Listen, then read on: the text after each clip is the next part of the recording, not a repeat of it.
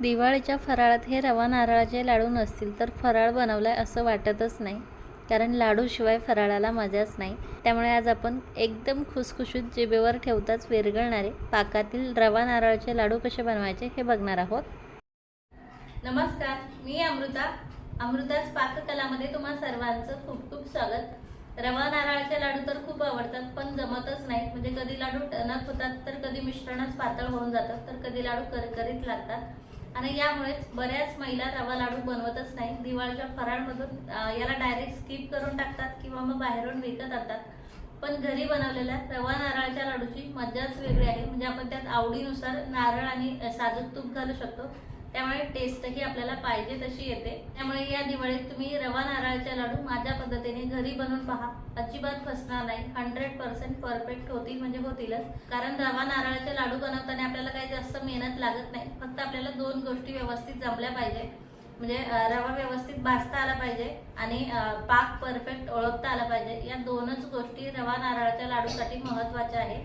आणि या दोन गोष्टी जर जमल्या तर लाडू अजिबात फसत नाही, छान खुसखुशीत होतात। आणि या दोनही गोष्टी मी तुमच्याशी खूप छान एक्सप्लेन केलेल्या आहेत, त्यामुळे व्हिडिओ पूर्ण बघा, म्हणजे तुमचे रवा नारळाचे लाडू खूप छान खुसखुशीत होतील। तर लगेच हे रवा नारळाचे लाडू कसे बनवायचे हे आपण पाहूया।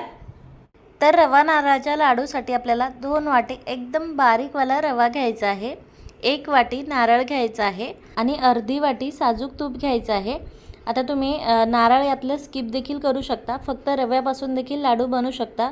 तुपाचं प्रमाण हेच ठेवायचं आहे, बाकी साखर आणि पाण्याचं प्रमाण पुढे मी तुम्हाला सांगेलच। तर लगेच गॅसवरती कढई ठेवायची आहे आणि आता आपण जे तूप घेतलंय त्यातलं अर्ध तूप घालायचं आहे। कढई जास्त गरम झाली होती, त्यामुळे गॅस बंद केलाय मी।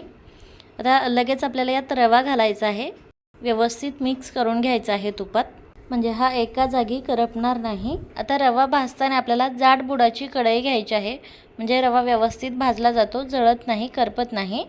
आता लगेच गॅस चालू केलेला आहे मी। आता मंद आचेवरती हा रवा आपल्याला व्यवस्थित भाजून घ्यायचा आहे। त्या अगोदर हे मिश्रण थोडंसं कोरडं वाटतंय, त्यामुळे यात मी अजून साजूक तूप घालते। लागेल तसं आपल्याला साजूक तूप घालायचं आहे आणि रवा व्यवस्थित भाजून घ्यायचा आहे।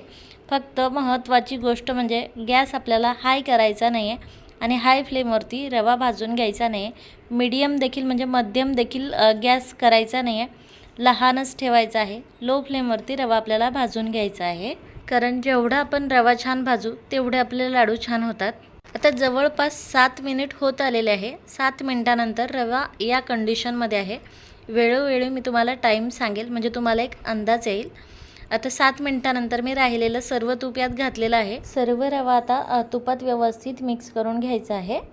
आता परत 3 मिनिट रवा भाजून घेतल्याच्या नंतर, म्हणजे सुरुवातीपासून ते आत्तापर्यंत 10 मिनिट रवा भाजून घेतल्याच्या नंतर आपल्याला यात ओल्या नारळाचा चव घालायचा आहे। नारळ फोडून घेतल्याच्या नंतर त्याच्या वरची जी काळपट साल असते ती काढून घेऊन त्यानंतर त्याचे छोटे छोटे तुकडे करून मिक्सरमध्ये मी फिरवून घेतलेले आहे आणि असा चव तयार करून घेतला आहे। हा आता आपल्याला रव्यासोबत व्यवस्थित मिक्स करून छान भाजून घ्यायचा आहे। गॅसची फ्लेम लोच ठेवायची आहे, परत सांगेल मी। आपण हा चव व्यवस्थित रव्यासोबत भाजून घेतला की लाडू जास्त दिवस टिकतात, खराब होत नाहीत। यात जर नारळाचे मोठे मोठे तुकडे राहिले असतील तर ते आपल्याला या स्टेजला यातून काढून घ्यायचे आहेत, कारण ते आपल्याला अगोदर दिसत नाही, पण जसा नारळ भाजला जातो तसा तो डेसिकेटेड कोकोनट सारखा सेपरेट होतो आणि त्यामुळे यात जर मोठे तुकडे असतील तर ते लगेच दिसतात।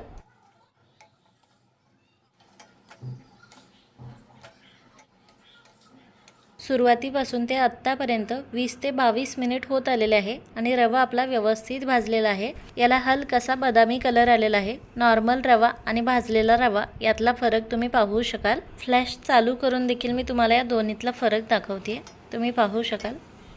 हलकासा याला बदामी कलर आलाय। या स्टेजला आता लगेच आपल्याला गॅस बंद करायचा आहे, रवा एका दुसऱ्या भांड्यात काढून घ्यायचा आहे। आता याच कढईत आपल्याला पाक बनवून घ्यायचा आहे। तर पाक बनवण्यासाठी आपल्याला 1.5 वाटी साखर घालायची आहे आणि साखरेच्या अर्ध म्हणजे पाऊण वाटी पाणी घालायचं आहे। आता जर तुम्ही ओला नारळ घेतला नसेल आणि 2 वाटी रवा घेतला असेल तर मग 1.25 वाटी साखर घालायची आहे आणि साखरेच्या अर्ध पाणी घालायचं आहे। आणि त्यानंतर गॅस चालू करून सर्वात अगोदर आपल्याला यातली साखर विरघळवून घ्यायची आहे। आता आपली साखर बऱ्यापैकी विरघळत आलेली आहे, तरी अजून यात छोटे छोटे दाणे आहेत, तुम्ही पाहू शकाल। आता साखर जर खराब असेल, पाक जर खराब दिसत असेल तर आपल्याला यात थोडंसं दूध घालायचं आहे। हे व्यवस्थित पाकात मिक्स करून घ्यायचं आहे आणि गॅसची फ्लेम आता थोडीशी वाढवायची आहे, म्हणजे यावरती असा फेस जमा होतो. आणि साईडला आता जी घाण दिसते ते आपल्याला काढून घ्यायची आहे एखाद्या चमच्याच्या मदतीने. तुम्ही पाहू शकाल पाकातली घाण अशी निघते. तसेच आता आपल्याला याचा एक तारी पाक बनवायचा आहे, पण ही घाण काढण्याच्या नादात आपला पाक होऊन जाईल, त्यामुळे गॅसची फ्लेम एकदम कमी करायची आहे आणि त्यानंतर पाक स्वच्छ करून घ्यायचा आहे. साखर विरघळल्याच्या नंतर अगदी 4 ते 5 मिनिट लागतात पाक व्हायला, जास्त वेळ लागत नाही. त्यामुळे पाक चेक करत राहायचं आहे अधूनमधून, नाहीतर मग पाक होऊन गेला म्हणजे हार्ड झाला तर मग आपले लाडू हार्ड होतील, तुटणार देखील नाहीत. पाक आता मगाशीपेक्षा स्वच्छ दिसतोय, तुम्ही पाहू शकाल. 5-6 मिनिट पाक उकळवून घेतल्याच्या नंतर आता आपल्याला पाक चेक करायचा आहे. उलटण्यावरती पाक घ्यायचा आहे आणि अशा एखाद्या प्लेटवरती टाकायचा आहे. तुम्ही पाहू शकाल टाकल्या पाक एका जागी जमा झालाय, अजिबात पसरलेला नाहीये, म्हणजे आपला पाक झालेला आहे. खाली लगेच गॅस बंद करायचा आहे. 2 बोटाने कसा ओळखायचा तुम्ही आता पाहू शकाल. एका बोटाला पाक लावून घ्यायचा आहे आणि तो अंगठ्याला चिटकवून पाहायचा आहे. 2 बोटाच्या मध्ये अशी तार तयार होते, म्हणजे आपला एक तारी पाक झालेला आहे. गॅस आता मी अगोदरच बंद केलेला आहे. आता आपण जो रवा आणि नारळ भाजून घेतलेला आहे तो आपल्याला या पाकात घालायचा आहे. पाक गरम आहे आणि रवा कोमट आहे, त्यामुळे याला अशी उकळी आली. गॅस अजिबात चालू करायचा नाही, मी पुन्हा सांगेल, नाहीतर तुम्ही म्हणता की तुमचं मिश्रण असं वरती आलतं, तर नाही, तसं अजिबात करायचं नाहीये. कढई खाली उतरून देखील दाखवते, तुम्ही पाहू शकाल. गॅस बंद आहे. आता रवा आणि नारळ आपल्याला पाकात व्यवस्थित मिक्स करून घ्यायचं आहे आणि हे थोडंसं मिक्स झालं की आता आपल्याला इलायची पावडर यात घालायची आहे. ही देखील यासोबत व्यवस्थित मिक्स करून घ्यायची आहे. इलायची पावडर शेवटला घालायची आहे, म्हणजे याचा फ्लेवर छान मिश्रणात उतरतो. हे मिश्रण आता थोडंसं पातळ वाटतंय, पण अजिबात घाबरायचं नाही. रवा आहे, रवा सर्व पाक शोषून घेतो आणि घट्ट होतो. आता व्यवस्थित मिक्स झालं की आपल्याला यावरती झाकण ठेवायचं आहे आणि हे मिश्रण असंच मुरण्यासाठी ठेवायचं आहे. तासभराने हे सेट होईल, परंतु आपल्याला दर 10 ते 15 मिनिटांनी याला चेक करत राहायचं आहे, कारण काही रवा लवकर पाक शोषून घेतो तर काही उशिरा. त्यामुळे याला अधूनमधून चेक करत राहायचं आहे आणि असं हलवून घ्यायचं आहे. आता बरोबर 45 मिनिटानंतर हे मिश्रण इतकं कोरडं झालेलं आहे, तुम्ही पाहू शकाल. आता लाडू बांधण्यासाठी हे मिश्रण परफेक्ट आहे. मिश्रण परफेक्ट आहे का हे कसं ओळखायचं? मिश्रण व्यवस्थित फोडून घ्यायचं, त्यातल्या सर्व गुठळ्या फोडून घ्यायच्या आणि त्याचा लाडू वळतोय का चेक करायचं. लाडू जर सैल होत असेल तर मिश्रण तसंच ठेवायचं आणि परत 10 ते 15 मिनिटांनी चेक करत राहायचं. आणि लाडू जर परफेक्ट होत असेल तर वळवून घ्यायचे, किंवा मिश्रण जर थोडंसं घट्ट झालं असेल तर हे गॅसवरती ठेवायचं, यावरती थोडंसं पाणी शिंपडायचं, हे मोकळं करून घ्यायचं आणि त्यानंतर याचे लाडू वळायचे. आता यात मी थोडेसे ड्रायफ्रूट्स घातले, तुम्ही तुमच्या आवडीनुसार यात ड्रायफ्रूट्स घालू शकता किंवा स्किप देखील करू शकता. ड्रायफ्रूट्स देखील आपल्याला सर्व मिश्रणात व्यवस्थित मिक्स करून घ्यायचे आहे आणि हाताने सर्व मिश्रण असं व्यवस्थित एकसारखं करून घ्यायचं आहे, फोडून घ्यायचं आहे आणि त्यानंतर याचे लाडू वळायचे आहे. छान मऊसूत मिश्रण तयार झालेलं आहे आपलं. आता लाडू वळताना आपल्याला थोडंसं मिश्रण घ्यायचं आहे, त्याला एकजीव करून घ्यायचं आहे आणि लगेच आता मी काही गार्निशिंगसाठी मनुके घेतलेले आहे. ते मनुके आपल्याला या स्टेजला लावायचे आहे, म्हणजे ते त्याला छान चिटकून राहतात. मनुक्याऐवजी तुम्ही दुसरे ड्रायफ्रूट्स देखील गार्निशिंगसाठी वापरू शकता किंवा काही नाही वापरलं तरी चालतं, प्लेन लाडूही छान दिसतात. तर दोन्ही हाताने मिश्रण एकजीव करून त्याला असं घट्ट करून घ्यायचं आहे, म्हणजे लाडू तुटत नाही. आणि त्यानंतर त्याला असं हातावरती खेळवायचं आहे, म्हणजे लाडूला छान गोल गरगरीत आकार येतो. किती सुरेख लाडू तयार झाला आहे तुम्ही पाहू शकाल.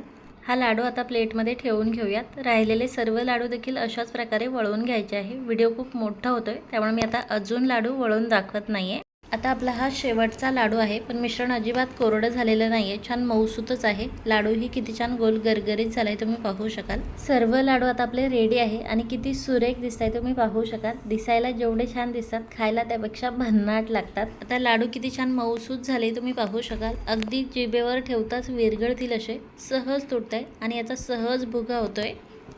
तर या दिवाळीत तुम्ही या पद्धतीने लाडू नक्की बनवून पहा, अजिबात खराब होणार नाहीत, खूप छान परफेक्ट होतील. तर हे रवा नारळाचे लाडू नक्की बनवून पहा आणि कशी वाटली तुम्हाला ही रेसिपी हे कमेंट करून नक्की सांगा. तुम्हाला जर माझी ही रेसिपी आवडली असेल तर प्लीज रेसिपीला लाईक आणि शेअर करा. Bye bye.